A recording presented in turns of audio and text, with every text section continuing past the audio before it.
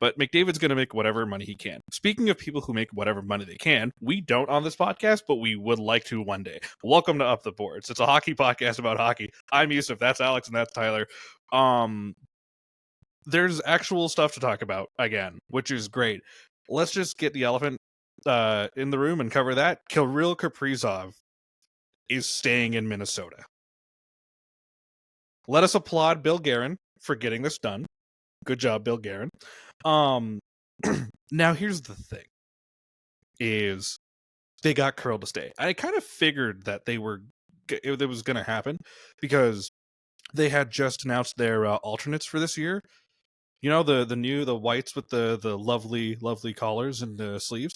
And Kaprizov is one of the team models for it. And now I'm thinking, well, yeah, he's got one more year on his contract. It makes sense, right? But I'm thinking, like, there's another reason they would have him rocking this jersey, because this is a kind of for the future thing. So I think they almost got it done. And here we are. 8 years, $17 million a year. Kirill Kaprizov, congratulations. You are, for the next, until McDavid signs a contract, highest paid player in the National Hockey League. There's a lot to think about with this deal. One being Minnesota's cap situation, what this does for the market for free agents going into next season. We haven't even started this season yet. And already we are looking at larger numbers as we go. And also, in terms of Minnesota's cap space, a lot of people, from what I've seen, love this deal. Maybe it's a little too much money. A lot of people are calling it an overpay. I get it. $17 million for a guy not named Connor McDavid. I get it. Then there's a few people that are looking at this and calling Minnesota, and I quote, the stupidest team in the National Hockey League.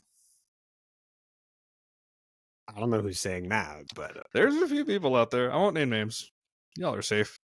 But there's a few people saying that. Let's start with how this works for Minnesota. The pros for Minnesota as a team, and possibly the pros and cons for their cap. Alex, I know you were looking into it earlier when we were getting ready for this on Puckpedia. So if you'd like, the floor I is was yours. I was looking a little bit into their cap situation. But I want to start by saying I think my Minnesota prediction is gonna be wrong now. From a few eps ago, like I honestly, at the time, I think we were in the peak of they don't know what's happening yet. I don't think we had heard about the rumored rejected offer just by that time yet. But yeah, I think at the time we recorded that, we didn't know about the number involved. Vibes were still kind of, oh, who knows if they're going to keep Kirill, whatever. And I was kind of like, yeah, Kirill's not going to stay in Minnesota. Who wants to stay in Minnesota? Well, I don't know shit, apparently. They got that deal done. It surprised me. I honestly thought he was gone. I loved the moment at his press conference today with Bill Guerin, where they sat down and a reporter asked, are you excited about your new contract? And Guerin just under his breath goes, he better be. Let's stay specifically what Bill Guerin said, and not even under his breath. Like, it was loud enough that a mic caught it, and he just goes, yeah, he fucking better be. Like, okay, Bill. Okay, Bill Guerin. Damn, dude. I mean, it's a crazy contract. Like, we have been talking hypotheticals about where the cap's going to go and what that's going to do to contracts, and this is the first contract that is real. Like, before we found out the cap was going up, no one was ever signing a $17 million AAV contract. It just wasn't. No team was going to offer that. Players were going to ask, but no team was going to actually offer that, and it wasn't getting done. Now it's a real thing. Now we have seen a contract valued at $17 million AAV. That's bonkers for the NHL. Now Minnesota's cap. Kaprizov's deal doesn't hit until after this season. So right now he's still making $9 million or $8 million, whatever he's on. I think it's like 8 something. Somewhere in there. And then he's making that much, and they have 10 mil in pending UFAs. And they had about 10 in cap. What? He's at 9? He's at 9. Okay. So he's making almost double next year. Almost double next year. Yeah. No. He's just add an 8.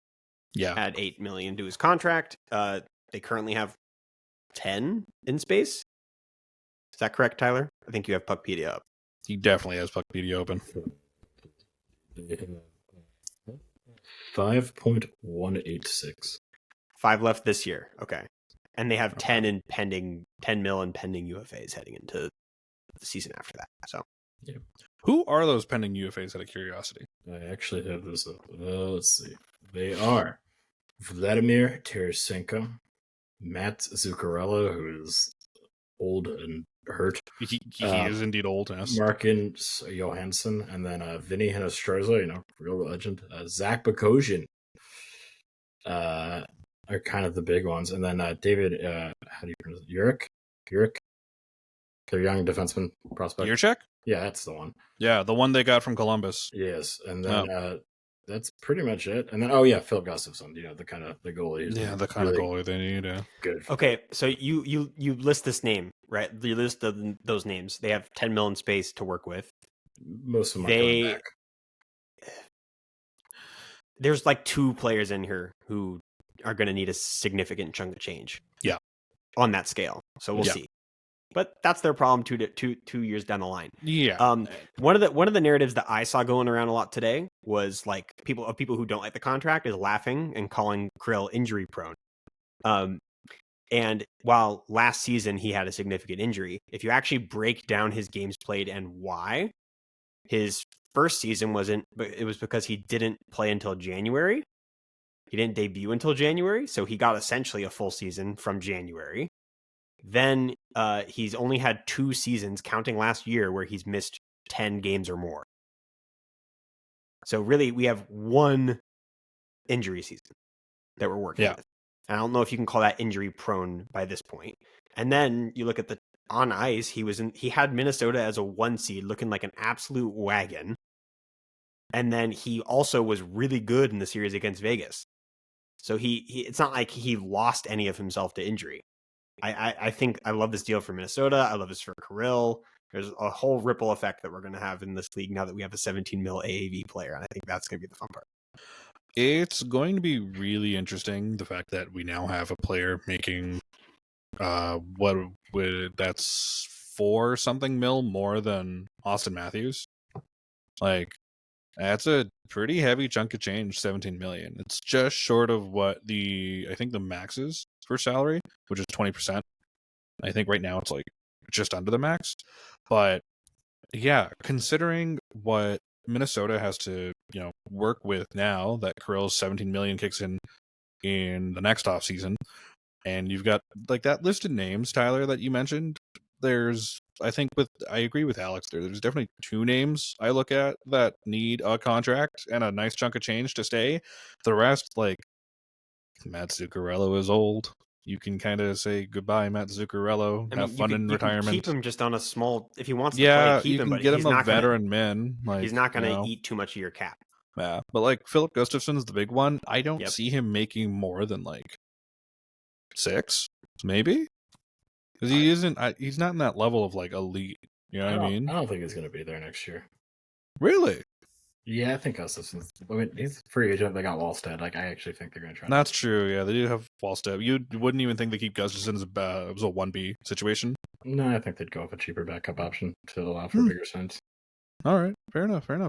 And then like the other person I can think of is David Yurchek, who is supposed to be like an up and coming big name defenseman. I mean, they paid a fair bit to get him out of Columbus, but is he worth that money yet? No, but we'll see, because they already had spent money on Matt Boldy. They've spent their money on Brock Faber, Joel Eriksson Ek, and they still have other young rookies they got to figure out, like Liam Ogren's there, Steve Buyam eventually when his contract comes up. So Minnesota's going to have some fun with this, and hopefully, as we've as we've theorized over the last little while, as a lot of us have thought about with the hypotheticals, the cap will be going up, hopefully exponentially over the next 3 to 5 years. By that time, a lot of Minnesota's kids are going to be up for contracts, so hopefully this actually works out. And if it doesn't, we have a problem. The other thing I was going to get to, and I'm glad, Alex, you brought up the injury-prone part of Kirill Kaprizov, because, yeah, he's not exactly injury-prone in the sense that people like hear that term. Because he's only, like, this past season was, I think, the outlier, right? Like, he missed a lot of time due to injury in this past season. In previous seasons, not as much. He's made up for it pretty well. The new CBA kicks in next season. Not this season, but the season after, 26-27. In that new CBA, Gary Bettman finally said, no more LTIR shenanigans. So if Kirill's hurt, if it's short term, it kind of, in a way, it'll still hurt Minnesota on ice, but it also hurts in the fact that Minnesota doesn't get that money back unless he's out for the whole year. So this is going to be this new CBA that kicks in another season is going to get really interesting for the guys that are making that much money, like the 12 plus million players, I say. And there's one in particular we're going to get to in a second. Well, maybe in a little bit later. But yeah, just the 17 million, I got to give it to Kaprizov. Good for you, man. Now that you're the highest paid player in the league. This is going to shift the market like crazy, considering the kind of free agents that are going to be available at the end of this coming season. Like, McDavid might end up being a free agent. Jack Eichel's going to be a free agent. There's a lot of huge names that Kirill's number has just completely changed the market. So we might see some wild deals over the next little while. On the topic of not so wild deals, actually, is there anything else we want to talk about with Kaprizov's contract? Once again, good job, everybody. Yeah. Big thumbs up. Good job to Minnesota. I can't believe you actually did it. Yep. I can't, I don't know what you did, but I can't believe you got him to stay. So good job, Minnesota. There's another player in the NHL with a alliteration name that just signed a contract. Alex, would it happen to be the player behind your head? It would be Canada's own Mason McTavish. Woo! Finally. Finally. Boy, does that make me happy that that's done. I have nothing but good things to say about this contract, except for why'd that take so long. He landed at fair market value for his age and production and everything. And why did it take us months?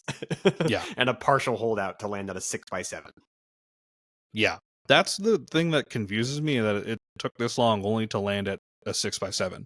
Like it didn't end up being a max term. It didn't end up being like a ridiculous amount of money. It didn't end up being like a bridge contract, so to speak. But like, well, it was very early reported that the Ducks were like, no bridge. We're going to buy some of your UFA years. And that was very open. And I don't think Mason ever wanted a bridge. I think they were always in, quote, like long-term deal area. Now, when I hear long-term deal, I go, oh, great. They're going to sign like a 7 or an 8. And they're going to lock him up for that much. And I'm not quite sure what the objection is to a 7 or an 8 on a 22-year-old. But here we are. Either way, he's locked up at $7 million a year from 22 to age 28. And Verbeek has drawn this line where he's not going to pay somebody over $7 million. The biggest contract in the Ducks is Jacob Trouba. And then you have Granlund. And then you have McTavish, both at $7 million a year each. Now, the cap is set up great for the future years. We've got some huge deals coming up next offseason.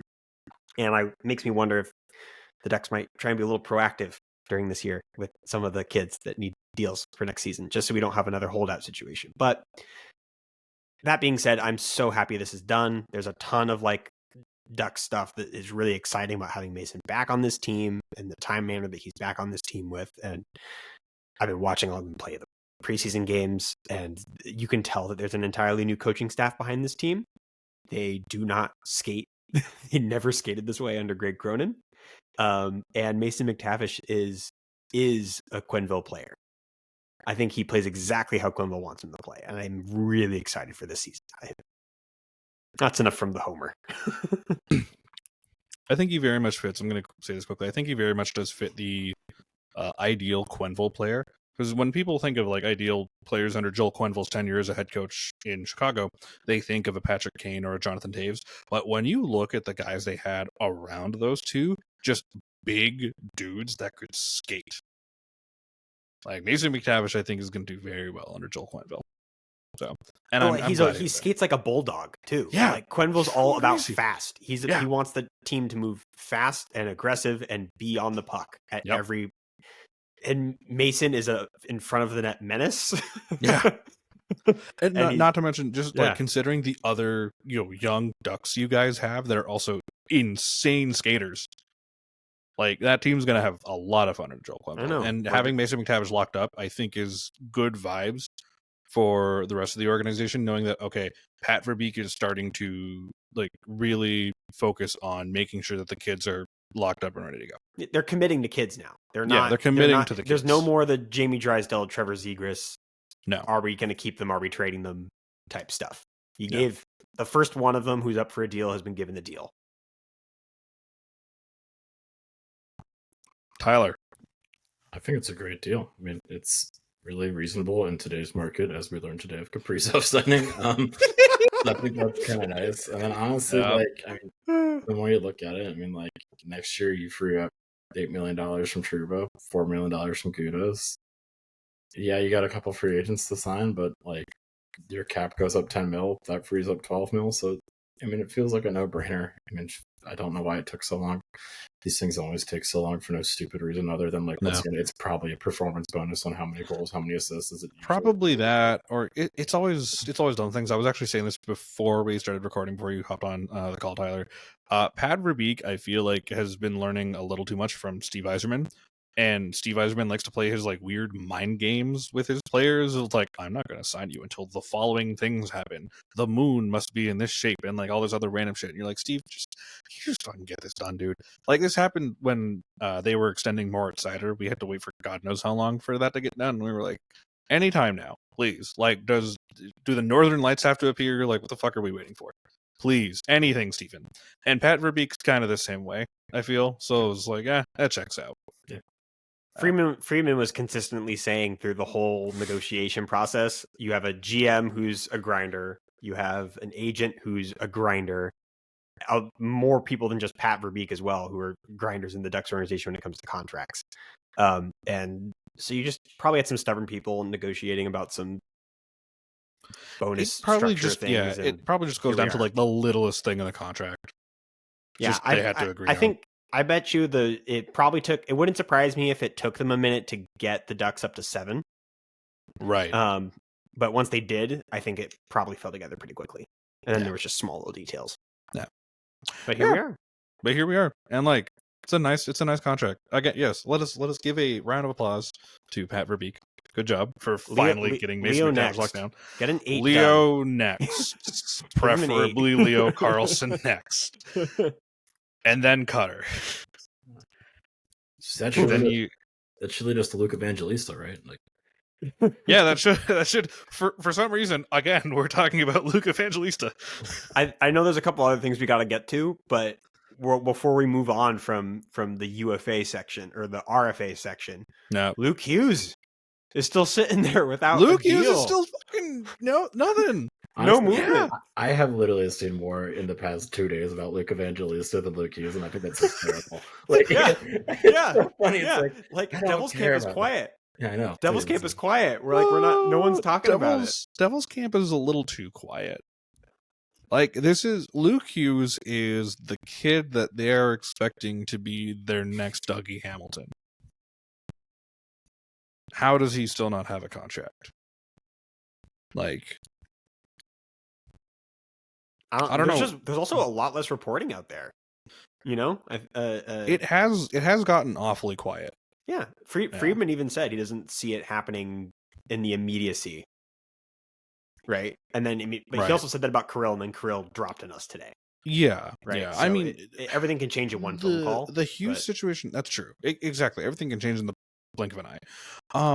The Hughes situation is so interesting to me because Luke still doesn't have a contract. Quinn is over in Vancouver, up for an extension of some kind with Vancouver, and I don't know if you guys had listened to the 32 Thoughts episode where they interviewed the Hughes brothers. But they were talking about that at one point of, they asked Jack, when is Luke going to get his contract? Are you guys talking to him about that? Things like that. And I believe Jack's answer was yes and no. They're still working with Jack. Obviously, they're still doing everything together, but they're letting Luke handle that on his own for his contract, just between him, his agent, and the Devils. And the brothers don't want to get involved in that. And I find it interesting because I feel like, Jack Hughes wants preferably his brother to stay long term. But again, this is a guy that you picked in top 3 in his draft year. This is a guy you have a fair bit of faith in, I'd assume.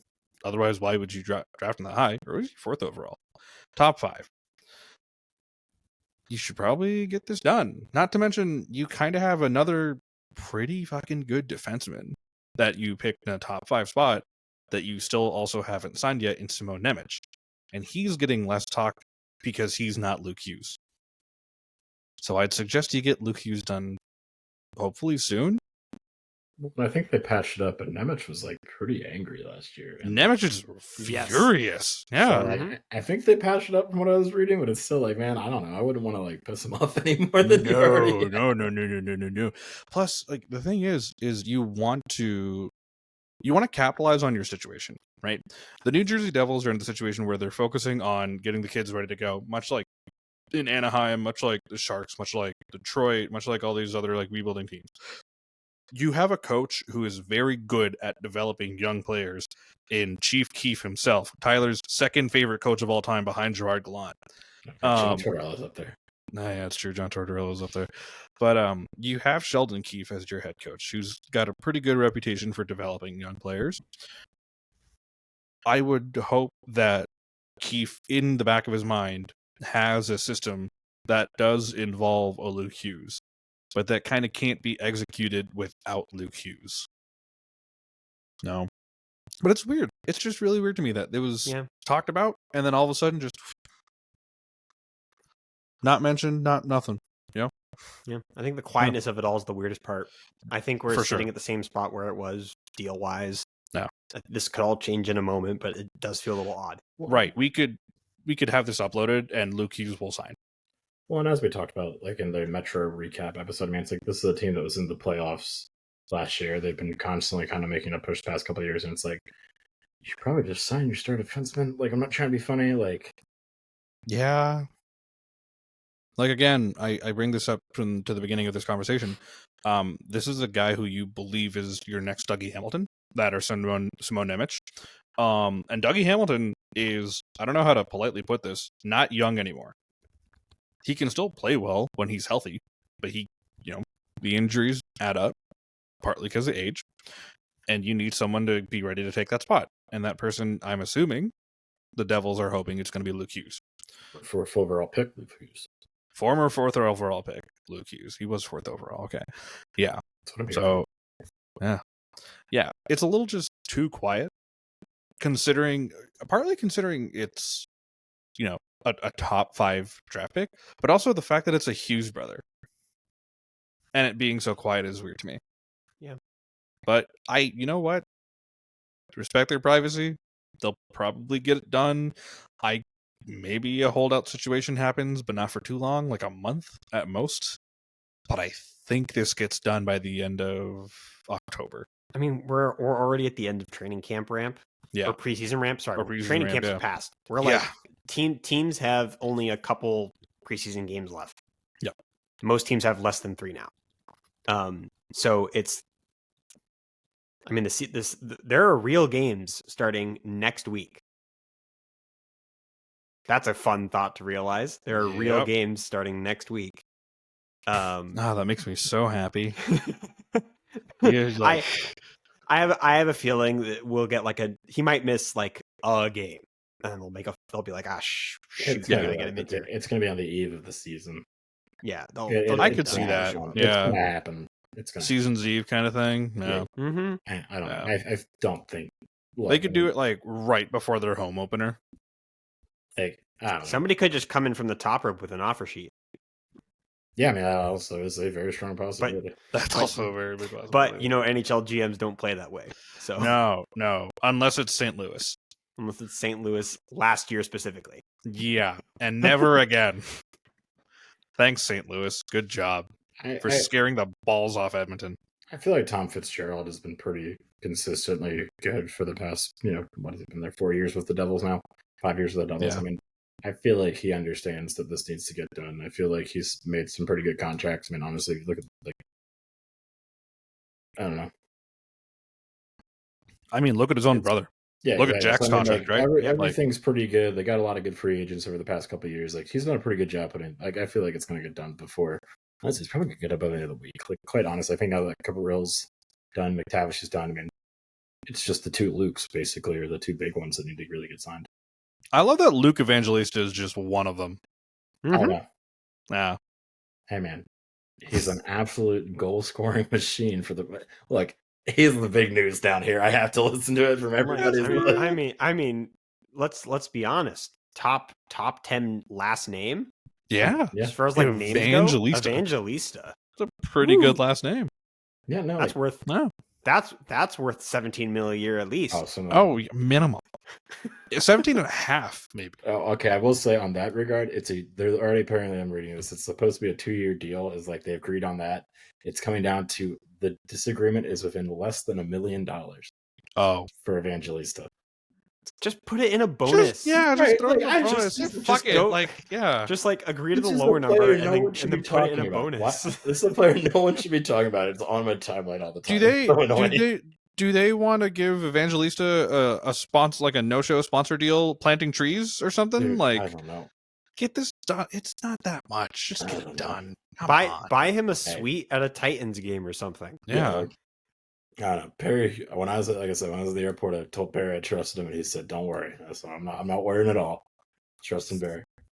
No, always trust in Barry Trotz. Yeah, always. With that, I think that ends all the free agent stuff. I think we're good there. Yeah. Yep. The confusion, the applause to some GMs. I do want to talk about Barkov, but I do want to say before we get to Barkov, I would like to, because we were giving rounds of applauses to GMs, I would like to give a round of applause to Mr. Marc-Andre Fleury for his lovely preseason performance with the Pittsburgh Penguins. Give Flowers for his final appearance at a Pittsburgh Penguins jersey. Just a few days ago. I teared up a bit watching him. Might be the best thing Kyle Dubas has ever done. It's the only good thing. It is absolutely the only good thing he's done. He fucking beat me to it. It is the only good thing he's ever done. I stand by. I'll fight Kyle Dubas on live television. I thought it was. Yeah, I know you will. On the Fleury game, I thought it was so cool that everybody on the ice had the awareness to let Crosby, Malkin, Letang all go to Fleury before anybody else did. Yeah. So we have those photos of just the four of them. Yeah. Just vibes, all-time vibes. Also, is that going to be the most attended Penguins game this season? It might be. It might actually be. It was a good thing to do. I wonder if more players get to do this. Is this going to be a little bit of a trend? I really do hope that this starts something in the NHL moving forward, where a player can get their sort of last draw. Hear me out. I want the Sharks to do that for Joe Pavelski.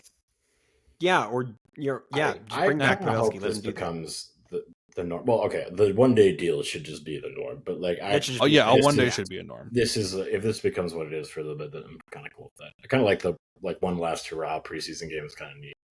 I thought it was cute that they did a planned shootout. That was nice. The ceremonial shootout. We're gonna put him in for the third, and then that'll be the game. And then can we just do a shootout just so Fleury can do a shootout, and it'll just be fun for the fans? No. Yeah. It's I think it's a little harder to do for skaters. Yeah. Because a goalie, it's just all right. Give him a period, right? Or do a shootout. I feel like you can make an argument that putting Joe Pavelski out at Sharks camp for one period of a game, a period, honestly, a shift, a single shift, all 45 seconds of Joe Pavelski. Dude, honestly, it's worth it. Honestly, that'd be amazing. I'm here for it. The Sharks get a sixth man for 5 minutes, and it's just Pavelski. It's just Joe Pavelski. Yeah, I'd like that actually. Listen, I just watched the Sharks in preseason. They could do it. Yeah, why not?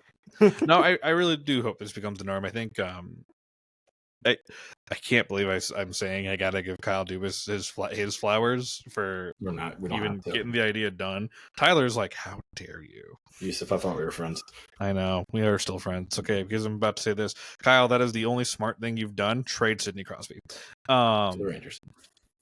No, stop. Do you guys think Kopi's gonna get one? He's gonna have a whole season farewell tour, so it's kind of different. But I feel like with Fleury, because he was gone. Yeah, Fleury was already retired. Or like I think Kopi's doing the retirement tour. Yeah, the retirement tour, which I'm a big fan of. You know, like they might have missed the Sharks might have missed the Pavelski boat, but they could do it for Burns. Did Pavelski retire? Yeah, I think. Did he not? Did he? Pretty not? sure he's retired. I'm pretty sure he did. He's definitely not playing actively. No. Well, I figure. Oh fuck, he did. You're right. God damn it. They missed him. Dude, honestly, I need this for Rick Nash. Like honestly, dude, I would drive to Columbus to go watch Rick Nash. That'd be kind of. That'd actually be kind of lit. I'm not gonna lie. Kind of sick. No, but yeah, they could do it for Burns. Like, how many more years does Burns have? I mean, Burns, he's going to play as long as he wants to. Yeah, he's ancient and still on the ice, but we'll see what happens with him. But you know, he was an iconic Shark. You know, bring him back, do one game. No, exactly. They could do it with Hurdle when Hurdle's done. Oh man, that'll be so weird to me when Hurdle's done, because I remember when he came to the league. I miss Hurdle. I miss Prime Hurdle. I miss Shark Hurdle. I don't like Shark Hurdle was a dangerous man. He was a beautiful man. I'll have to tell you guys offline, but my former San Jose Sharks fan wife has a Hurdle story that's pretty fun. Okay. But I think Corey Perry has lost the right to his Ducks retirement day. Well, he's got to get one with the Ducks. He has to get one with the Lightning, with the Oilers. He's got to get one with the Kings now. He's got it. Am I missing it? He's got to get one with the Canadians. He doesn't get one with the Ducks. You sign with the Kings. You never get one with the Ducks. You betrayed us all. Bogosian get one, Yusuf? Oh, Zach, are you talking about former? We jokingly wanted him to win a Norris winner, Zach Bogosian. He should win. Of course, he deserves one in Buffalo. Sorry. Let me be more specific. I apologize to Zach Bogosian specifically. I did not get your title right. Former, we jokingly thought you were going to win a Norris. Also, he has a Stanley Cup winner, Zach Bogosian. Yeah, Stanley Cup winner, Zach Bogosian. You don't Alex, do you know about the legend of Bogo for Norris? No, I don't. Oh my god. The prime of our lives. Funniest thing in the world. There was this wild trend going around Twitter for 2 years? Like a year or two? It was a long time. I think maybe longer than that. Where someone, some fan account was just called #Bogo for Norris, where every single day they would try to put up an argument that Zach Bogosian should win the Norris Trophy.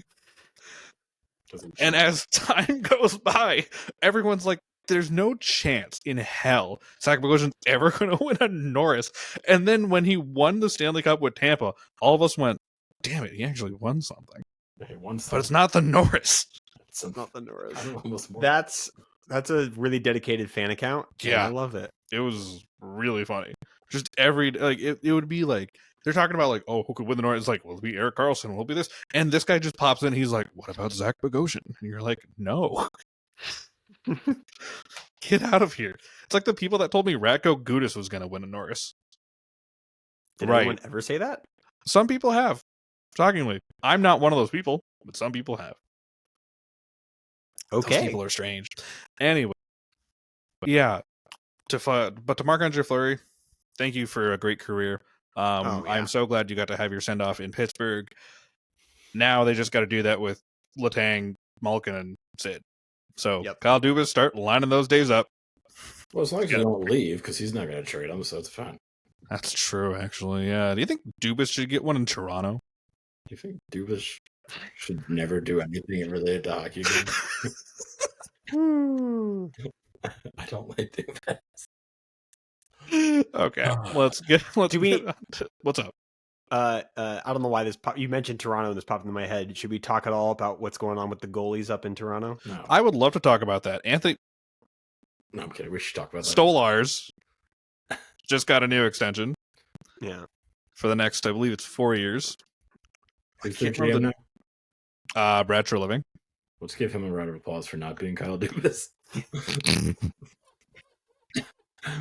No, I mean, honestly, it's a good signing. A round of applause, Ep. Yeah, this is the sub $4 million for the guy who actually played out of his mind last year is pretty good. Yeah, yeah. And I love Stoli the goalie. I'm a big personal fan, so I think this is awesome.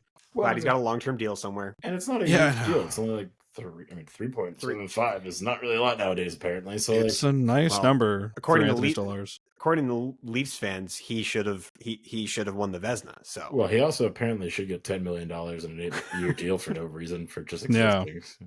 Isn't that what you guys do up there? Shh. Don't talk about William Nylander like that. As I'm lying, William Nylander actually does work for that team. Oof. Don't talk about Mitch Marner like that. Do we know what's going on with Woll? No. As of right now, we do not. So the Leafs goaltending situation is hysterical right now, and that Anthony Stolarz has signed his extension. Good. Yay. We like that. Good for Toronto.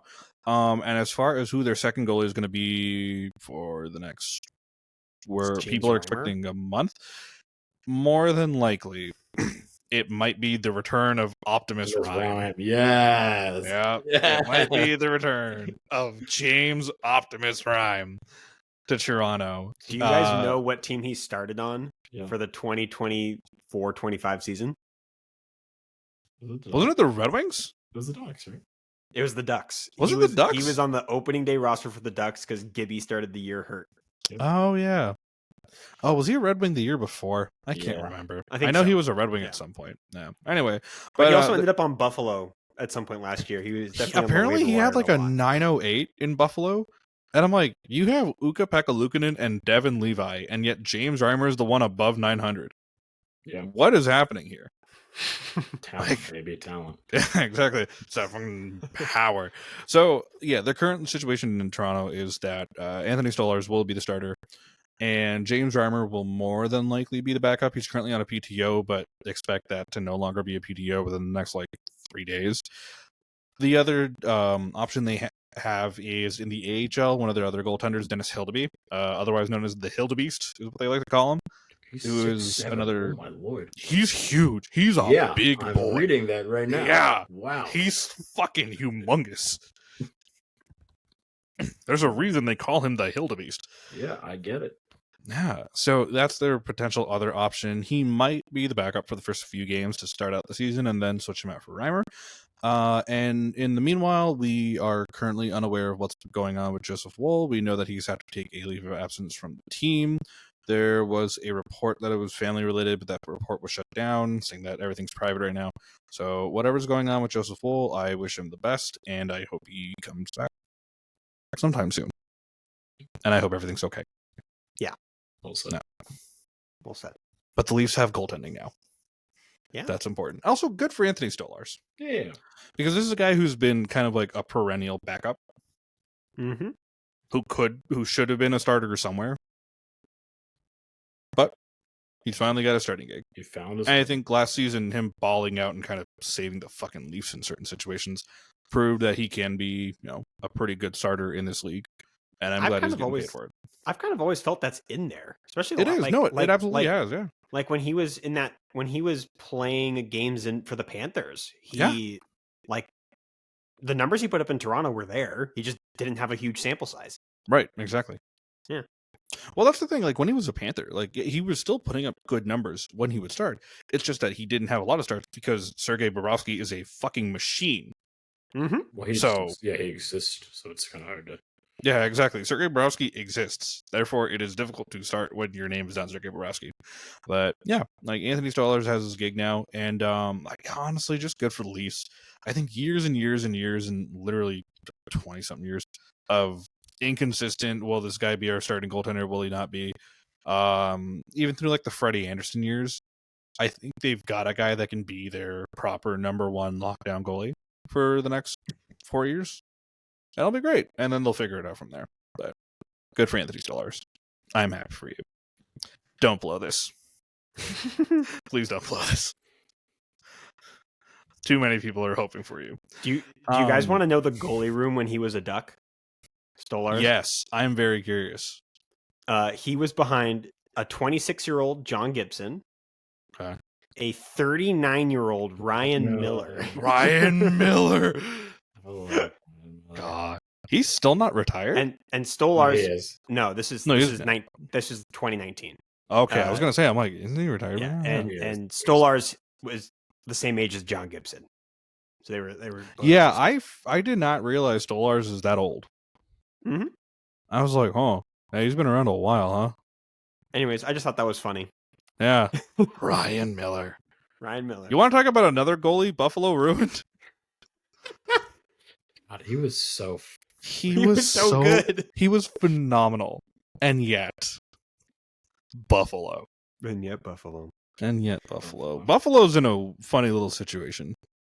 Since we've been talking about cap space and everything, because they just they're getting Alex Tuck locked up, but then they still have. You say cup bound because I can't. Because like Tage Thompson's already been locked up, and that's it. Darlene makes what is it, 8 something? Owen Power's already making $8 million. I don't know why. And then they still have Jack Quinn. They still got a bunch of other guys they gotta sign, and I'm like, they're gonna run out of money soon. And then not a lot of guys gaining traction is like, this is a piece. Yeah, because the team itself is like Alex Tuck. They really don't have money. This is kind of funny. I don't know how a team so bad doesn't have money. Yeah. Do you have their Puckpedia open right now? Yes, it's dumb. It's just dumb. How bad is it? Like on a scale of 1 to oh god. Okay, so they have 5.3 this year. Obviously, it goes up a bit, but they have Tuck, who they're going to probably pay like $10 billion because they're dumb. They're going to overpay Tuck. Peyton Krebs is up next year. That's a piece you got to sign. Beck Mallenstein probably not. So you can get him. Zach Benson is up next year. That's a piece you got to sign. Josh Doan is up next year. Wait, he's already up next year? Well, yeah. He was the main piece in the Paterka. In the Paterka trade, yeah. Michael Kesselring, and then Kesselring and Doan. No, right. Kesselring was the bigger part of that. Sorry. Yeah, I had heard they wanted Doan, but yeah, I still sorry to quickly interrupt, Tyler. I still cannot believe that Buffalo said, "Man, we really want that Michael Kesselring guy. What'll it take? Oh, JJ Paterka? Yeah, that's fine." Well, and the other problem is they have a $2 million higher hit on the Jeff Skinner deal next year because it's at 4.44 this year. Next year it's 6.44 on the buyout. They're still paying. They're paying Skinner's buyout. It'll end in the 2029-2030 seasons. The last year. Okay, but it's only $2 million, right? So like, where's the rest of it getting eaten up? Probably they leaf themselves, if you will. So like Josh Norris getting $8 million, Tage Thompson's getting 7.1, McLeod's getting $5 million, Jason Zucker's for some reason getting 4.75, Greenway's getting 4 next year. They actually really don't have anything signed in 2 years. They have a lot of free agents in 2 years too. Byram's up in 2 years. They're giving Darlene $11 million. Power's getting $8 million. They really are just the Leafs. This is actually kind of funny. Right. Darlene makes 11, not 8. I'm stupid. Hold on. You have $19 million invested in 2 offensive defensemen. Well, I was gonna say it's definitely not defense because it's definitely not defense. But also, to further my point, like Rasmus Dahlin, okay, sure, $11 million. That's still a crazy amount of money. Like Owen Power was a first overall pick. That's great. You gave him $8 million based off what exactly? I still don't understand. Then again, it's Buffalo. We'll never know. Yeah, existing. It's a brand. No, got to pay for that KeyBank sponsorship somehow. Dude, it's my favorite. Thanks, KeyBank. So bad. It's so stupid. It's the worst arena ever. So bad. So yeah, Buffalo's got some. Well, not some. They're just problems. Everything about the Buffalo Sabres is a problem, and not a good problem. You know what else is a problem? A really expensive forward who's becoming a free agent next year, and there's no extension signed. That's a real problem. Which forward? Other than a Buffalo forward? No, just in the league. No. You're talking about Connor. Okay. Bedard? Yes. I was actually talking about Artemi Panarin, but yeah, we can talk about McDavid if you want.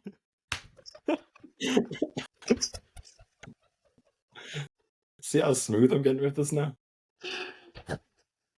I hate you, man. Dude. Jack Eichel? Oh. Yeah, it's Jack Eichel. That's Jack Well, Eichel's in the class. He's still Jack Eichel. Okay, let's talk about Connor. Let's give him. Do we want to talk about Connor first, or do we want to talk about the whole Barkov thing first? We're just gonna skip Panarin. But okay. I am way more interested in Barkov.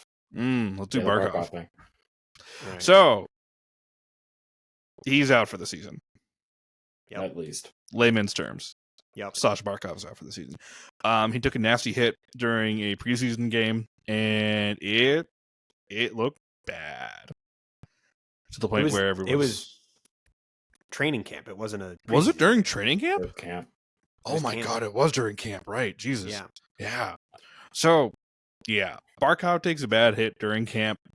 Looks pretty bad. No one's sure what the damage was, and the Powers brothers over at Empty Netters. Shout out those guys, because that podcast is fucking great. I love Empty Netters.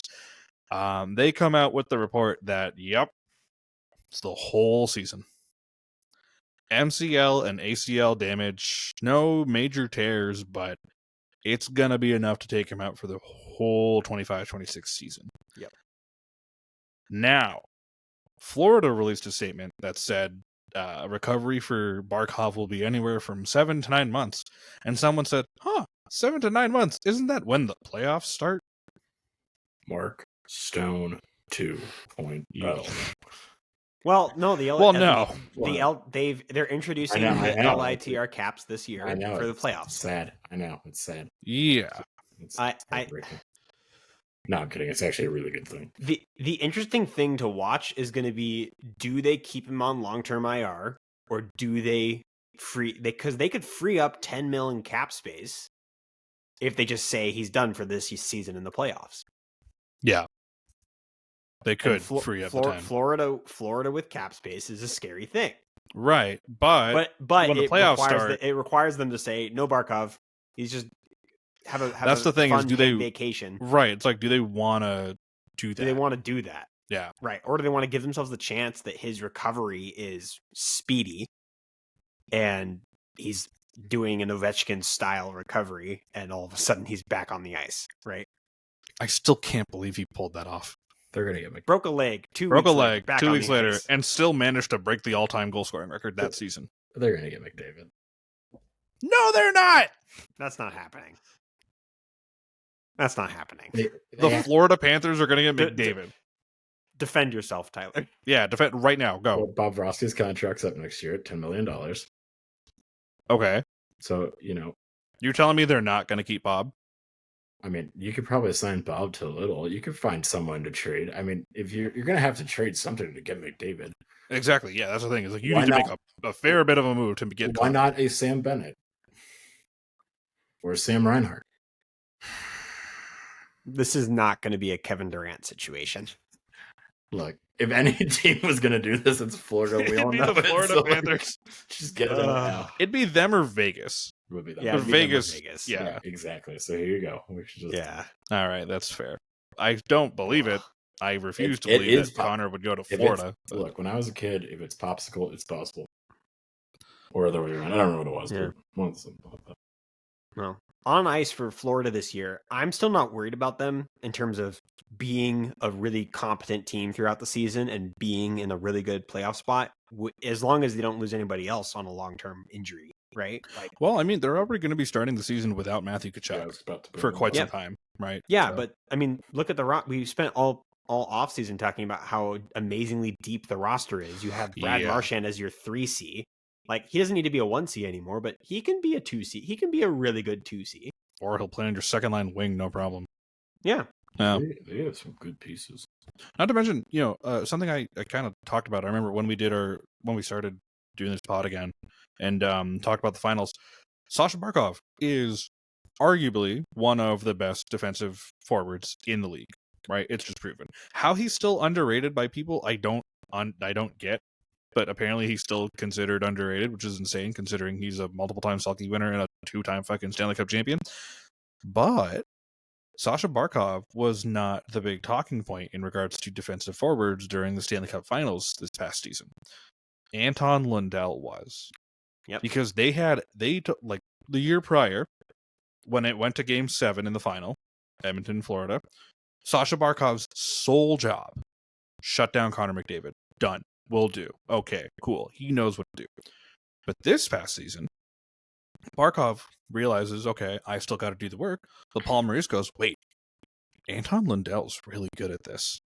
Put him on McDavid and shut down the best player in the league. Florida's going to be fine without Barkov. And that's what pisses me off about the Florida Panthers. You know who's not going to be fine without Barkov? Who? Team Finland. Yeah. Yeah. The Olympics, that's going to be a whole... Oh, I can't wait. Like, a lot of people were saying, like, there goes Finland's medal. Yeah. I mean, this is one of those times where, like, if Barkov's healthy, Finland could easily finish, like, they could finish silver. They could, yeah. They could surprise somebody. They could surprise and finish silver. But they're no Olympics. already they're popping champagne in Sweden. Yeah. Yeah. But like, yeah, exactly. third. Sweden's like, yeah, finally. That's like, you didn't even win the goal. It's like, we don't care. He's gone. Yeah. Barkov being out for the season will be, I think, in a way, not as detrimental. Realistically, it just won't be as detrimental as we think. The Panthers. They're not going to bat an eye. They're like, oh, okay, we don't have our captain. That's fine. We still have everything else. Mm-hmm. Whatever. I do think that Anze Kopitar, though, just related to it, has the chance to do the funniest thing ever, and on his retirement tour, win a Selke now that Barkov's out of the picture. That would be beautiful. That would be a beautiful send off for him, wouldn't it? So beautiful. It would be a beautiful, beautiful thing. Now, I guess we talk about the other guy, McDavid, and the money, because what do we even have to talk about anymore in regards to that? We're skipping Panarin, so I'm It's upset just now. silly. We can talk about Panarin if you want to talk about Panarin. It's going to stress me out. I don't want to talk about Panarin. Yeah, we can talk about Panarin. I'd love to talk about Artemi Panarin. Wouldn't you like to talk about Artemi Panarin, Tyler? Wouldn't you, as a New York Ranger fan, love to talk about New York Ranger Artemi Panarin? Yeah, absolutely. Actually, you know what, Yusuf? Yeah, I don't know how much he's going to get paid now. It's stressing me out because you all meaning the Wild, had to sign Kirill to $17 million. Didn't it just come out? They asked him to sign a team-friendly deal. Who? Panarin? Panarin. Yeah, the Rangers were like, were like, can we do a team-friendly? Probably. I mean, like, honestly, I saw a report about it somewhere. I wouldn't be shocked because he's getting a whopping. This is so damn specific. Why does this shit happen? $11,642,857 a year is what he was making, which is way too specific, to be completely honest with you. Taxes. Yeah, God bless. Everyone else is a nice round number on the team except for Panarin, which I just don't understand. Everyone else is actually a really nice round number except for Britt. However, I don't know. He's either going to probably make slightly more than that or take less, and I'm kind of hoping it's the less route because money, because we don't have it. Yeah, it's unfortunate. Yeah, we really. Well, I mean, there's I asked this question last pod we did in regards to Kaprizov's contract. Like, when you look at the market comparables, right? Like, is Kaprizov worth more than a Pastrnak? Is he worth more than a Mikko Rantanen, a Mitch Marner, and Artemi Panarin? Like, is he worth more, realistically, than the $10 million plus wingers in the league right now, right? And he's making a fair bit more than all the guys I just named. Now, the question is, does Artemi Panarin, at his current age, and how old is Artemi Panarin now? 33 going on 34. Okay, well, yeah. Do we have a near 34-year-old Artemi Panarin go for a team-friendly deal and say, look, I'm going to end my career here in New York, so I just kind of want to get whatever I can for however long, but I want to stay in New York? Or does Artemi Panarin go, I still got some left in the tank, and I can be worth... I don't think he wants to make less than Kaprizov. I actually think he wants to stay in New York. Thank God. So I do think he wants to stay in New York. It's just the money. I think a team-friendly deal is going to happen. I don't think it's going to be anything crazy. No, not at all. I think he's made his bread, literally, and I think he's going to just chill. So I can only hope. Oh. All right, simple. There's the Panarin conversation. Thank you so much for indulging me, gentlemen. Yes, the propaganda had to come back somewhere, you know. It did. We had to get it back. Speaking of propaganda, Tyler, did you see what I sent in the chat? Oh, I already got it up, Yusuf. Oh, beautiful. Thank you. Because we're winning gold. Perfect. No, you're not. Anyway, Yes, Tyler's we talking are. about Olympics.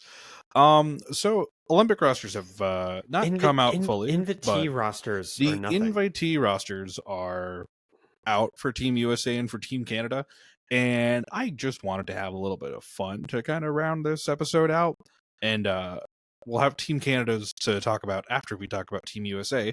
But the potential who's going to be on Team USA for the upcoming Olympic Games.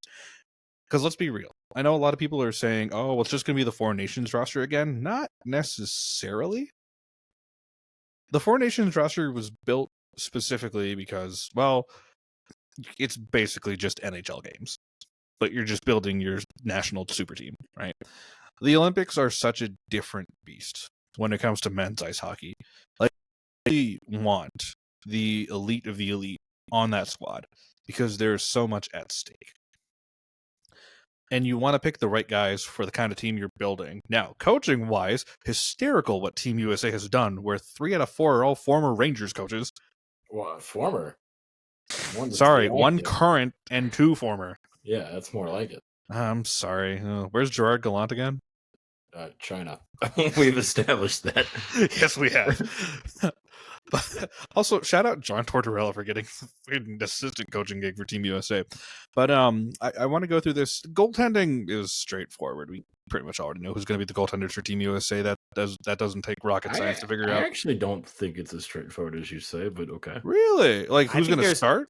I think there's two people. There's one clear. I think there's one clear spot. Okay, you know what? Then let's start bottom up.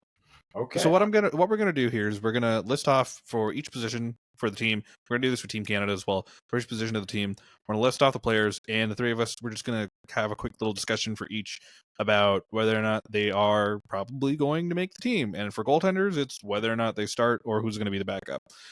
Okay, number 1, Connor Hellebuyck. Okay, I would put Ottinger in personally, but Ottinger's my starter. That's who. Really? Hellebuyck's right in. Hellebuyck's right in the bunch. Well, okay, so the two Americans would like to talk. Give us Ottinger. Yeah, Ottinger. I probably is going to be Ottinger, isn't it? It should be. You know who could though make a legit argument for themselves this year if they just lock in during the season? Swayman. Yeah, dude, Swayman would. Swayman would be a monster. Like he last year was such an aberration for him. It's not. I think. Bad. Yeah. I think the bad vibes of just like the publicity of that whole contract negotiation getting out kind of mess with Swayman's head. I also just think it's Boston is quite literally not good. Yeah, that too. I think Swayman could play himself into the conversation, but we've seen Hellebuyck in high pressure environments. It's not it. He wasn't bad in Four Nations. He was pretty darn good, right? But we saw him in the NHL playoffs. I just think it's Otter's time to take the reins for a little bit. Yeah, I love Otter. I love the way he defends the crease.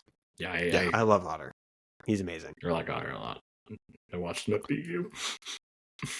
He was so good. To be fair, yeah, Jake Ottinger's play style as a goalie, I think, will be very beneficial to Team USA, especially they know what they're up against, and they're gonna want to have someone that's very aggressive on the puck. Yep. Then Joey Decord was the fourth guy invited, but I think Swayman would probably end up being the third. Decord can just be vibes guy. Yeah, he's a vibes guy. Yeah, Decord can be the vibes guy. He just needs to hang out and be a glue guy in the locker room. Yeah, that's all. Easy. All right. Do you want me to read all of the names for defensemen or just the ones that I think are actually worth reading? There's only one worth reading. Okay, so we know. Yeah, Adam Fox. Yeah, Jackson Lacombe. Okay, so it's Brock Faber. He's definitely making the team. Adam Fox is definitely making the team. Luke Hughes making the team, probably, maybe. Quinn Hughes definitely is. Hughes definitely is. I don't know about Luke Hughes. Yeah, but Quinn's absolutely. Let me get through the list here. Noah Hannafin, Seth Jones, Jackson Lacombe, Charlie McAvoy, absolutely making the team. Ryan McDonough, Brett Pesce, Neil Pionk, Jake Sanderson, Brady Shea, Jake Slavin, Alex Vlasic, and Zach Werenski. Oh god, Zach Werenski's so good. So off the top, give me Slavin. Give me Slavin, Yeah. give me Werenski, give me Hughes. Okay, so I mean, like, what? Fox, Quinn Hughes, McAvoy, Fox, Hughes, McAvoy, Slavin, Werenski, and then Jackson Lacombe. No, Jake he's not Sanderson. making the Honestly, team. be my legit. I Sanderson kind could of be it. am on the Yep. Jake Sanderson train. Yeah. I would Yep. rather they bring him. Yep. Luke Hughes. And then I feel like Seth Jones is Unfortunately- your 7, honestly. Yeah, I would probably take Seth Jones as my 7. No offense to Luke Jackson Lacombe. Hughes. No, and also this unfortunately does go to Jackson Lacombe too, but mainly to Luke Hughes. Luke Hughes is a puck-moving defenseman. They are already going to have 6 of those. Yeah. Mm-hmm. There's So, not really a space for him. You don't really have room Yeah, for exactly. Luke Hughes. Yeah. Mhm. Now, the funny thing, I was listening to, I can't remember who was talking about this when they were talking about these teams. Ryan McDonough is kind of the funny one in there because He's the vet. He's the vet, but you also remember that he kind of like politicked his way into this position. Like he's captained Team USA before at international tournaments, so he could just be there as like the veteran presence guy. But I also think that this defense is way too stacked. Yeah, I mean, it To would have a take Ryan a McDonough. pretty big injury for him to, I think, probably get the call. He'd probably be like Yeah. the 8th guy, I'd say, 7th, 8th guy. Yeah, I think honestly, yeah, I think he'd maybe 8th. I think 9th. I personally, this is crazy, but I think my 9th, like, or I'm really curious Yeah, what you 8th or think because 9th. I have an 8th guy in mind. I'm thinking either like Brock Faber. I actually really like Block. I was gonna say Alex Vlasic, actually. Interesting. Okay. Actually, I mean, now granted, I was gonna say Faber. yeah, Faber would um, probably be my like other I alternate. think there's one guy who didn't get invited who I think it's worth talking about. Or Is at it least Lane I just want to Hudson? make this point. I don't think they want Lane Hudson on the team for the Olympic tournament. For a best on best Olympic tournament, I think they're going to need more defensive defensemen. yeah, I agree. Yeah, they kind of have a little too many offensive defensemen. So like Montreal can make a bunch of noise and be like, "Wah, he's so good. Put him on the team." And he is sick. Did He you is hear about sick. the interview his dad did? Yes. That's stupid. Hysterical. Yes. Incredible. Being like a mafia boss for his He's for just his like, well, hockey playing family. If my son can be doesn't play Canadians. for Team USA, he's just gonna go play for Canada. It's like I don't think he can do that. He's already played for Team USA in the World Juniors, so he's kind of there.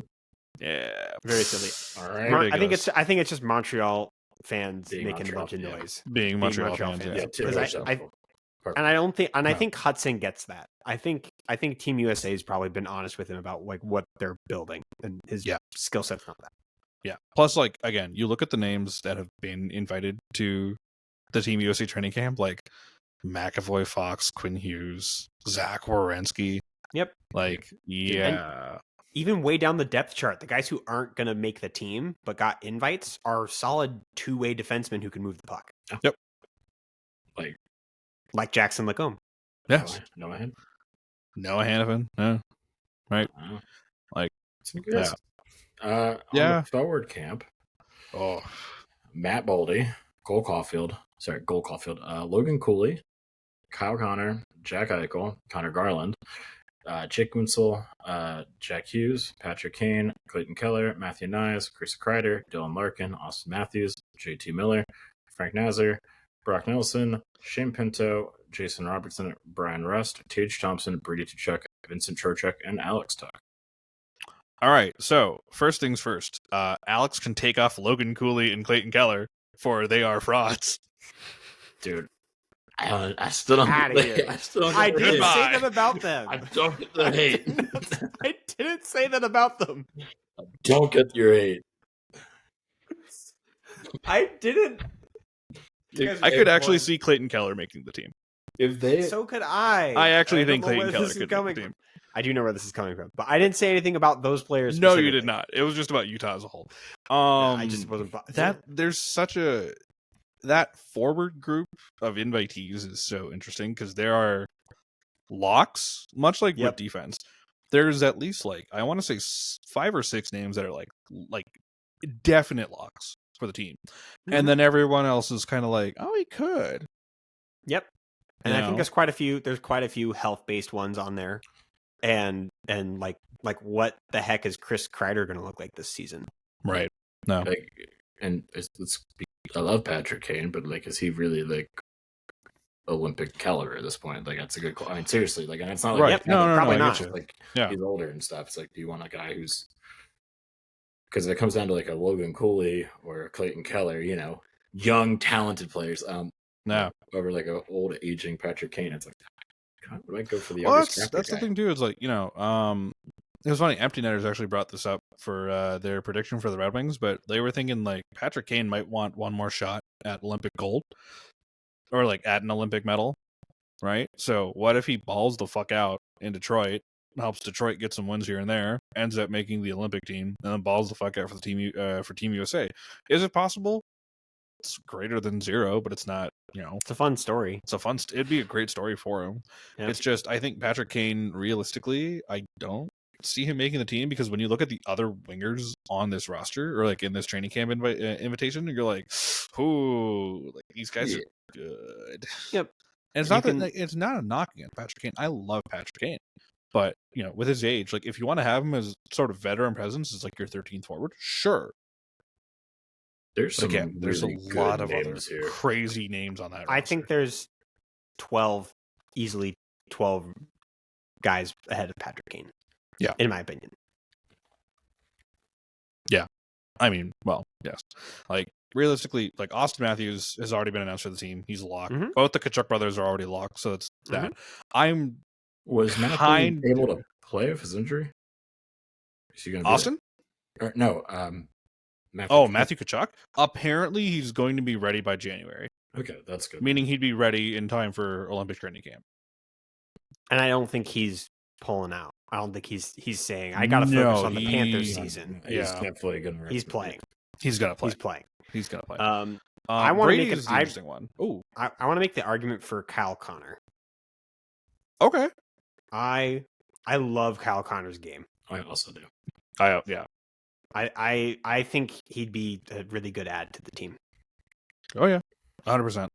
Kyle Connor is also one of those forwards I look at that's like, for some reason, still underrated. I think that's just because he plays on the Jets. It's because he's in Winnipeg. Yeah. Because he's also one of those guys that people are saying Kyle Connor's going to get a crazy contract when his deal's up. But yeah, like no, there's an argument for Kyle Connor. There's an argument for a good chunk of those players. But if we had to sort of not solidify, but at least try to think of what their forward core would look like for not all four, to basically fill out all four lines. Like you got Matthews, you got both the Kachucks. That's 3 right there. Dylan Larkin, I think is a lock. I had him. I had Jack Hughes, Jake Gunsel to me, Jack Eichel. Yep, Jack Eichel for sure. Yep. Yeah. I probably throw Clayton Keller's name in there. I would honestly have Clayton Keller probably as a middle six winger. Yep. JT Miller, I would probably just historically has been on like every Team USA roster, so probably a fair state. Do you put Tage Thompson on the roster? That's actually the one I've been hung up on, honestly. Yeah. Because like Tage Thompson has proven he could be a good big man center. The problem is he plays for Buffalo. Mm-hmm. There's also just so many better. I feel like there's just better players on the list. Like Jason. There are that list. Oh man, yeah. And like, we're already running out of room. Like Team USA could make a pretty sick B team. Yeah, they could make a really good B team. They could make a pretty sick B team. So could Canada, obviously. Yeah. But I just don't think there's. Yeah, Tage Thompson being just on the outside, I think, is perfectly fine. Yep. I think Tage Thompson though, plus like it depends on what Team USA wants to build for this team. Like, how do they want to structure it? Because if they're looking for size and grit, Tage Thompson's pretty fucking big. He would actually kind of fit the bill. Mm-hmm. Right? Like just a good gigantic center. Not bad. Skates really well. Like, will actually fit Team USA's MO pretty well, depending on what they're building. But there's like Jack Hughes is probably end up going to be a lock. Jack Eichel has to be a lock. I'd be shocked if he wasn't. Brian Rust, what are you doing there? How did you get here? Back to Pittsburgh with you. Yeah. Team USA's got it's a fun roster. On that note, let's talk about the other North American country. My country. Team Canada. I don't want to talk about goaltending because it makes me sad, but we have to talk about goaltending. We have to. So Jordan We Binnington. have to. Yes, Jordan Binnington it's is absolutely the starter. It's Binnington. Jordan, from my hometown of Richmond Hill, Ontario, Jordan Binnington is absolutely starting for our country, which is insane to me. After that, Logan Thompson? I mean, Logan Thompson was sick last year. He was great last year. Before that, it was okay. Yeah, just a little. Actually, honestly, everyone gives him so much shit. He was like an NHL All-Star like 2 years ago. Like people forget. He's that. actually like a good goalie. With Stuart Skinner, by the way. Yes, that was from the Pacific. Lord, because it's him or Aiden Hill. Because I don't think Sam Montembeau's getting a whiff. So and Team Canada has this thing where they don't like Aiden Hill for some reason. Is it Aiden Hill, or I thought it was Logan Thompson they don't like. Maybe I'm. I think it's Thompson. I think it is. I think it is Thompson. My Vegas goaltenders. Yeah, I think it's Thompson because Bruce Cassidy had like a freaking problem with him. I'm like, that okay, whole thing was wild. Yeah, people were pissed. Yeah. Well, so that's goalie. Just like, oh well, he's not reliable. Yeah, I don't know. That's goalies. Jordan Binnington starting. I'm still under the theory that they should just tell Jordan Binnington they're playing in TD Garden every night. Except they're going to be in Milan. Just make the arena in Milan look like TD Garden. What if they figure out how to fit a VR headset underneath his goalie mask, and then have a live camera feed of the outside, but then they build it so it's TD. So it looks like TD Garden. Just looks like TD Garden. So I'm serious. That is one man who, out of spite, could win a Vezina. So for the orientation roster, for what it's worth, Thompson's on the list. Was he not on the list? Nah, from what I'm reading. Oh, yeah, because Hockey Canada as a whole doesn't like him. Yeah, because I'm on the NHL site from August 2nd. It was Jordan Binnington, Aiden Hill, and Sam Montembeau. If Binnington gets hurt, that's going to hurt. Yeah. We might have a shot. That's not fun for us. Well, at least we have defensemen. Yeah. I think. Yeah, we do. Do you want me to read those off? I will do the honors. I'm glad. As far as defensemen go, actually, Tyler, would you like to? Yeah, because I already go ahead. Evan Bouchard. I have it up too, but yes. Noah Dobson, Drew Doughty, Aaron Ekblad, Thomas Harley, Cale McCart, never heard of him, Brandon Montour, Josh Morrissey, Colton Parayko, Travis Sanheim, Shea Theodore, Devin Taves, Mackenzie Weegar. Taves McCarr is their first pair. I mean, yeah. That's the easiest lock ever. But after that gets a little fun. I mean, Ekblad, right? Ekblad, probably Harley. Yeah, probably Harley. I think Harley ends up being their 7th. Shea Theodore feels pretty strong case. Shea Theodore, I think the only position I would put him in is second, if not third pair. Yeah. And then Evan Bouchard feels pretty strong too. Is it weird that I don't know if Evan Bouchard would make this team? It's him or Dobson, right? It's him or Dobson. Yeah. Yeah. Might pick Dobson. It's one of the two. I might pick Dobson. I also might pick Dobson. I just don't like Bouchard that much. I don't think he's bad.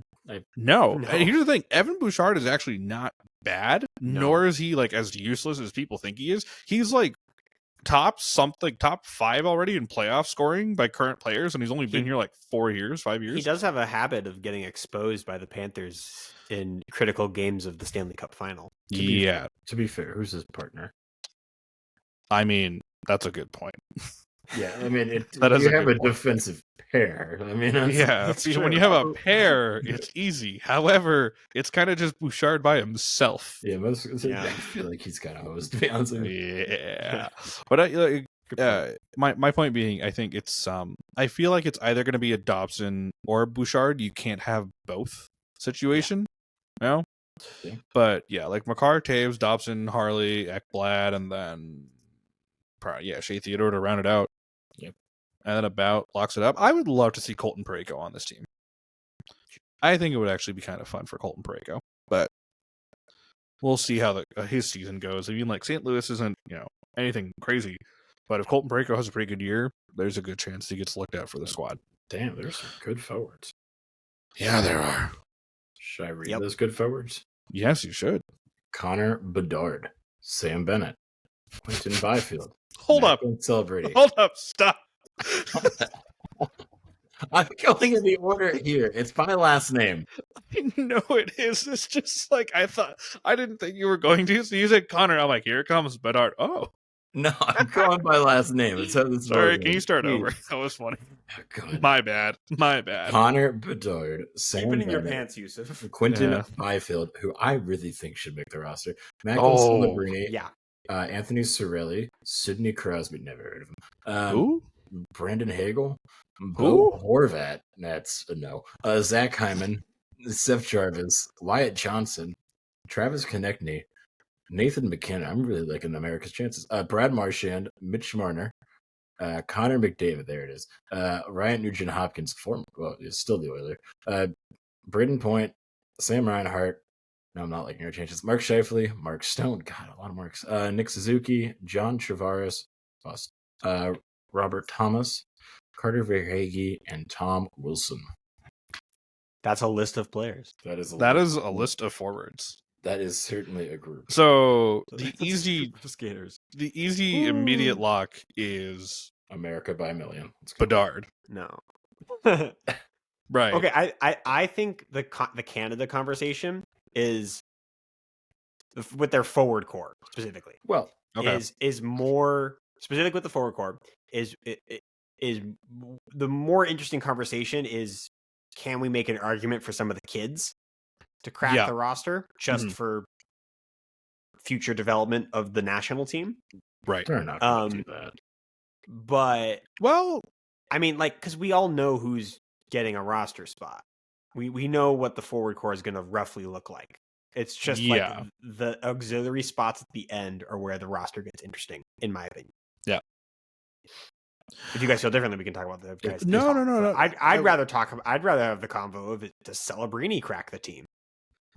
So Bedard crack the team. When they had announced the training camp invitees, I was sitting down with a buddy of mine as we were looking through it, and all the kids are what sticks out to me on that list, because like that's the thing. Celebrini had a great season. Do we see him get a whiff? Does Hockey Canada go, we would like Macklin Celebrini to, get a whiff of Olympic level hockey with some of the best players in our country? Connor Bedard, I feel like he's a potential, lock.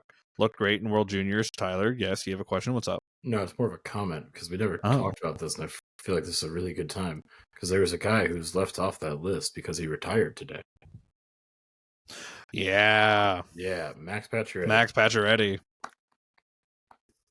The applause episode. Yeah, I'm telling you, we should be giving our applause to Max Pacioretty. Yeah, I saw on the side of the website. I was like, that's actually probably important. Who's now an assistant with the University of Michigan hockey program, going back to his roots. Yeah, which is great. Max Pacioretty not being a player anymore is weird to me, but you know what? Thank you, Max. Thank you. And ironically, it brought that up during the Canadian segment, even though he's an American. Yeah, which is funny. He played. But as far as the kids go, like Macklin Celebrini, does he get a look for this team? Connor Bedard, I think, is the one that Canada, like Hockey Canada, is probably going to make sure is on the squad, because he's looked great internationally for Team Canada at the World Juniors. And like, people forget this about Connor. I'm going to be honest, I forgot about this regarding Connor Bedard. It was reminded to me by a friend that like the kid's got a nasty wrist shot. Like, he's a sniper when he's on his shit. So you put him in a Team Canada squad like that, he will be having some fun. And what was 3 Days Grace doing at a Kraken game? I'm sorry. It's just right next to... I don't know. This is the most random thing I've saw. I'm looking at the side of the NHL website. There's some wild headlines. Dude, the NHL website's the best place to find like the most random headlines. Like, it's just like the wackiest things. Like, okay, anyway, back to this. In that. Yeah, wild. Connor Bedard, I feel like, is like the easy lock as far as the kids go, but Macklin Celebrini's got a very good case going for him. Man, I want Quinton Byfield to make this team so badly. If he doesn't make it, I'll be so upset. I really, really love Quinton Byfield. Yeah. He's awesome. Yeah. Because, like, again, same with Team USA, right? Like, we know the locks. Crosby's a lock. Marchand's a lock. The Sams are a lock. Mark Stone I want probably is a lock. Wyatt Johnston would be amazing. I would love if Wyatt Johnson was done. Dallas, the Dallas Stars are so blessed to have some fucking ridiculously good young players. Like, I think they drafted well and developed well. And they did draft very well and develop very well. Like, Thomas Harley probably makes his team. Wyatt Johnson should be making his team. Like, John Tavares should not be making this team. John Tavares in his amulet of whatever. Do you think this is Crosby's last Olympics? Yeah, probably. I think this is it. Yeah. That's sad. Unless he wants to play in his 40s. Like, that's really it, right? Like, yeah, I mean, there's some olds on this Canada roster. There's a fair bit of old on this Canada. I mean, him and Marchand are the two oldest players on the list, right? Do we really think Nugent Hopkins gets a spot? Like, honestly, like no. The problem is he gets a spot if Connor McDavid. I don't think Connor wants to be near him. Bring him. That is. I was going to bring this up. Connor McDavid is the only reason Ryan Nugent Hopkins gets on that roster, and I kind of feel the same way about Zach Hyman. Do we think Mark Stone is healthy for the games? Like, that's an actual question. Do we think yes, because what's going to happen is Mark Stone is going to be shockingly healthy, ready for the Olympics, and then the second the Olympics are done, Vegas is going to go, oh no, Mark Stone broke his eye? Yeah, he's out for the season. We'll see him in the playoffs.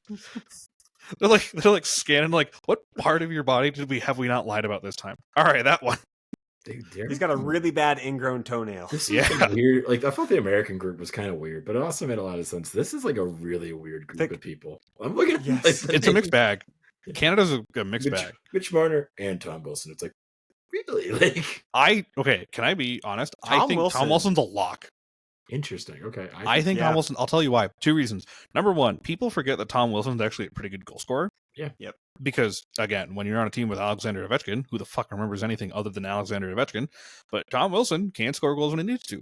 The second thing is, I think Tom Wilson is going to be part of Team Canada's answer to the Tkachuk brothers. Yep. There's a reason both of the brothers are going. Uh-huh. Right?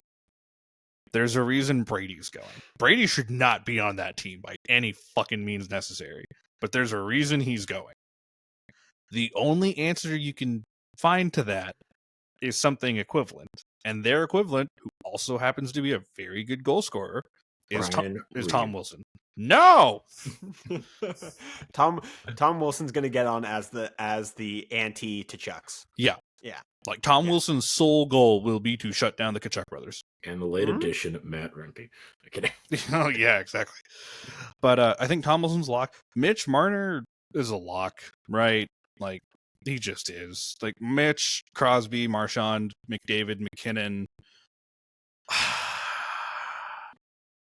I'm trying to think of who else.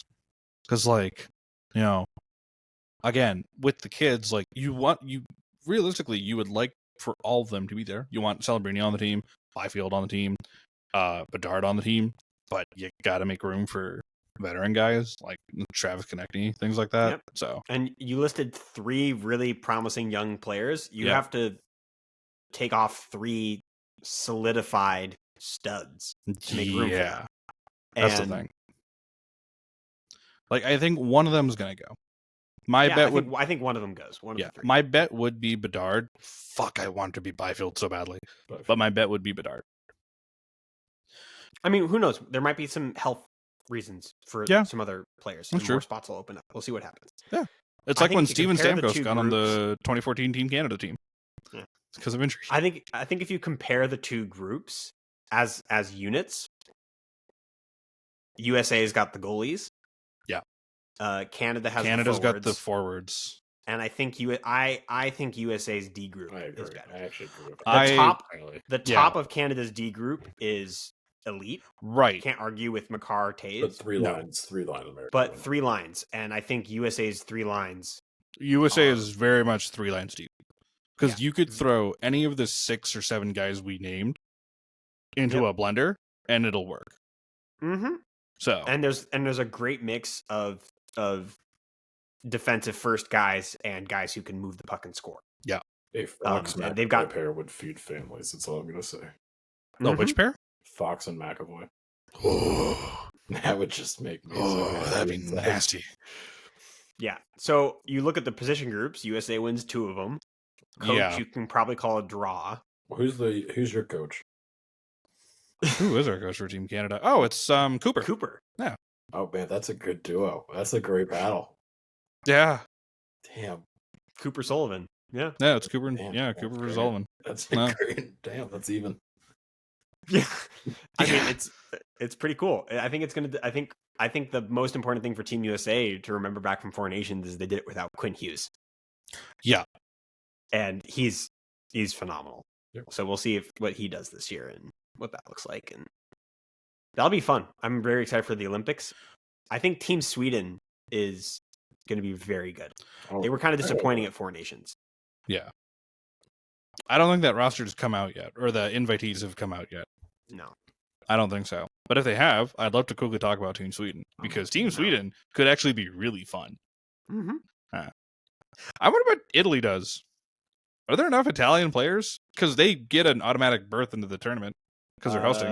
They have not announced a Isn't roster, but there is a preliminary list. They've named their preliminary 6 or whatever. Yeah, well, NHL.com has who Okay. they project. Italy? The Ducks have a goalie prospect who got named to Team Italy. Okay. I'm trying to confirm this. I think I saw it somewhere.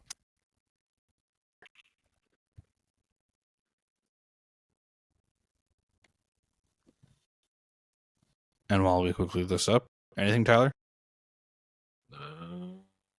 regarding Team Sweden? Oh, yeah. And I got the list Damien, from NHL.com. I'm going to go through who they projected. the Ducks' Damien Clara has been named to Team Italy. Okay. Mm-hmm. As their goalie. So there's that. Cool. Good for him. There you go. Yeah, who does NHL.com have potentially for Team Sweden? We're going goalie up. So for goalies, they have Linus Ullmark, Jacob Markstrom, and Philip Gustafsson. Who starts that? Allmark? I'd put Gustafsson. I'd probably put Gustafsson. Yeah, Then who backups? Probably Ullmark. I'd probably keep Yeah. Markstrom as your third. Markstrom's good one year and then bad the next. Yeah. And then on the defense, they had Rasmus Anderson, Jonas Brodin, Rasmus Dahlin, Matthias Ekholm, Gustav Forsling, Victor Hedman, Erik Karlsson, and Hampus Lindholm. I mean, Erik Karlsson, yeah, Karlsson, Hedman easily. Hampus Lindholm would be make sense, yeah. Dahlin also, Yeah. all sensible names. And then on the forward group, Jesper Bratt, because he's amazing, Leo Carlson, William Eklund, Joel Eriksson Ek, Philip Forsberg, William Karlsson, Adrian Kempe, Gabriel Landeskog, Elias Lindholm, William Nylander, Elias Pettersson, Lucas Raymond, Fabian Zetterlund, and then Mika Zibanejad. Fabian Zetterlund's an interesting one. That is a very interesting one. That's a very interesting one. Because, among the other kids or the younger players that are in there, Lucas Raymond is obviously a lock. It's Lucas Raymond. He's going to be the greatest winger of all time in 2 years. But yeah, Fabian Zetterlund's one of those where William Eklund's on that list, right? I can see William Eklund potentially making this team. But Fabian Zetterlund is Fabian Zetterlund was that other Sharks, well, no longer a Shark, but forward that I kind of look at and go, this kid could be a big name in the organization, but just didn't really find his form yet. So maybe he does later. Also, sorry, unrelated, as we're typing this in chat, this dude is not Fabian Zetterlund. Damien Clara, who Alex has lovingly told us is going to be the goaltender for Team Italy. He is 6'6", 214 pounds. He's a big boy. He's a big boy. I raise you our prospect. All right, we're just talking about talking about our respective We're goalie deep. prospects. Holy shit! How the fuck can you be 200 pounds at 6'8"? Yeah. Wake up. That's crazy. Anyway, Swedish we're forwards. deep into elite prospects. Yeah, we've just gone off the rails here. Anyway, finishing this off, Sweden. There's a lot of wild names there. I kind of want to. Is it weird that I want a situation where Erik Karlsson doesn't end up on the team, even though he's already been announced? I want it so badly. Like, I kind of want another Four Nations situation where they named him to the team and they were like, Erik Karlsson's going to be captain of Team Sweden for Four Nations. And then he just decided to, shit the bed for the entire first chunk of the season. And Team Sweden was like, did we make a mistake? Uh-oh. How do we rescind this? You can't. You said it on live television. Oh. The C's are Velcro, right? Yeah. It's like, they start like panicking. Good lord. Anyway, point being is the Olympics are gonna be fun. They're gonna be fun. And like yeah. Now granted, I know some people are already complaining. They're like, oh, but we're not gonna get an NHL hockey during the time. Who fucking cares?